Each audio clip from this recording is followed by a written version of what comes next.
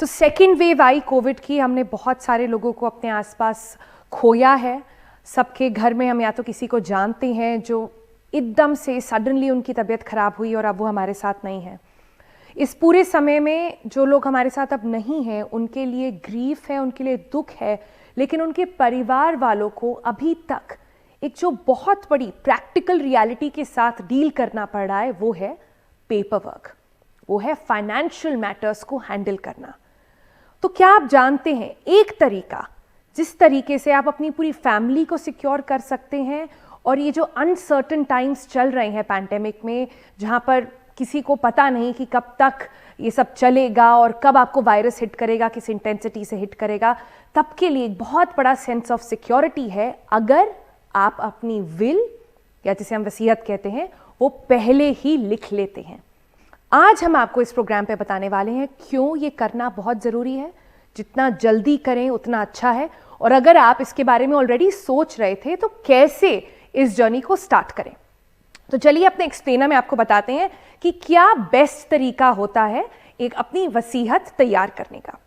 सबसे पहले है कि बहुत ज़रूरी नहीं है कि सब लोग जाके अपने लॉयर्स के पास ही अपनी वसीयत बनाएं। आप खुद घर पे बस एक पेन और पेपर लेकर भी अपनी वसीयत लिख सकते हैं। उसमें क्या क्या लिखना है ये बहुत इंपॉर्टेंट है। सबसे पहले अपने जितने आपके डेट्स और लाइबिलिटीज़ हैं, एसेट्स हैं, मूवेबल, इमूवेबल, फिक्स एसेट्स हैं, ज्वेलरी है, एफडीज हैं, बैंक अकाउंट्स हैं, उन सब की आप एक लिस्ट तैयार करें। उस लिस्ट में बैंक अकाउंट का नंबर ज़रूर मेंशन करें। अगर आपकी एफडीज़ हैं, कब वो मैच्योर हो रही हैं वो ज़रूर लिखें। उनके साथ के नॉमिनीज़ कौन कौन हैं। कई बार हम लोग बताना भूल जाते हैं बैंक वालों को कि कौन नॉमिनीज़ हैं। अगर आप उसे चेंज करना चाहते हैं, आप अपने घर के यंगर लोगों को, बच्चों को उसमें भागीदारी देना चाहते हैं तो वो ज़रूर मेंशन करें। तो ये सारी चीज़ें एक पेपर पे ज़रूर लिखें। उसके अलावा आपके जितने भी बैंक अकाउंट्स हैं या आपके जो इन्वेस्टमेंट्स हैं, जैसे स्टॉक मार्केट में हो सकता है, म्यूचुअल फंड में हो सकता है, वो जितने ई इन्वेस्टमेंट्स होते हैं जिन्हें हम कहते हैं डिजिटल इन्वेस्टमेंट्स, वो सब भी सारी डिटेल्स के साथ उस पेपर पे मेंशन करें कि कितना पैसा कहाँ कहाँ गया है।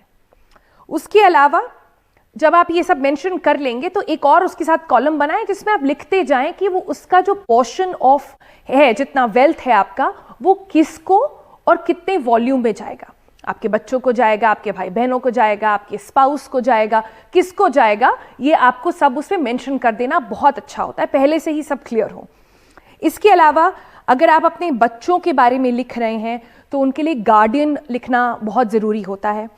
उसके अलावा एक पावर ऑफ अटॉर्नी देना बहुत ज़रूरी है कि एकदम से अगर सडनली कुछ हो जाए और आपके बच्चे माइनर हैं तब तक, तो उनके लिए गार्जियन मेंशन करना, अपने बिजनेस वगैरह के लिए एक पावर ऑफ अटॉर्नी मेंशन करना, ये सब बहुत ही काम पर आता है अगर आप पहले से ही उसे मेंशन कर देते हैं उस पीस ऑफ पेपर पे। उसके अलावा अपने जितने आपके प्लान्स हैं, जितनी आपकी इनहेरिटेंस जिसे बोलते हैं, जिसे आप अपने पूर्वजों से ले रहे हैं, आपके फैमिली में आ रहा है, तो वो सब भी मेंशन करना। अगर वो प्रॉपर्टी डिस्प्यूटेड है तो उसके बारे में भी मेंशन करना बहुत ज़रूरी है। ये एक तरह की वसीयत होगी। एक दूसरी वसीयत होती है जिसे हम लिविंग विल भी कहते हैं, क्योंकि सबको लगता है कि कई लोगों से मैंने इसके बारे में जब बात करी है तो उन्होंने मुझसे कहा है कि भाई वसीयत तो उन लोगों के लिए होती है जो बहुत अमीर होते हैं। हमारे पास तो एक घर है, एक गाड़ी है, बच्चों का के लिए इंश्योरेंस है और हमारा रिटायरमेंट प्लान है, हमें क्या ज़रूरत है वसीयत की। आपको भी ज़रूरत है, क्योंकि आप कई सारी चीज़ें उसमें मेंशन कर सकते हैं। इनफैक्ट लिविंग विल बहुत इंपॉर्टेंट आजकल हो गई है कि अगर आप इस स्टेज पर आए कि आप खुद अपने डिसीजंस नहीं ले सकते हैं, तो आपको हॉस्पिटल में कैसे ट्रीट करा जाएगा, क्या आपको वेंटिलेटर पे रखा जाए, क्या नहीं रखा जाए, आपके बाद आपके बच्चों को क्या हो, किस एज पे अगर वो माइनर हैं तो उनको अपनी इनहेरिटेंस मिले, और जब तक आप नहीं हैं उनकी देखभाल, उनकी सारी डिसीजंस फाइनेंशियल मैटर्स में कौन लेगा, ये सारी चीज़ें मेंशन करना एक ग्रेट सेंस ऑफ सिक्योरिटी देता है आपको खुद को कि आपने सारा प्लान कर दिया है और आपके परिवार वालों को भी।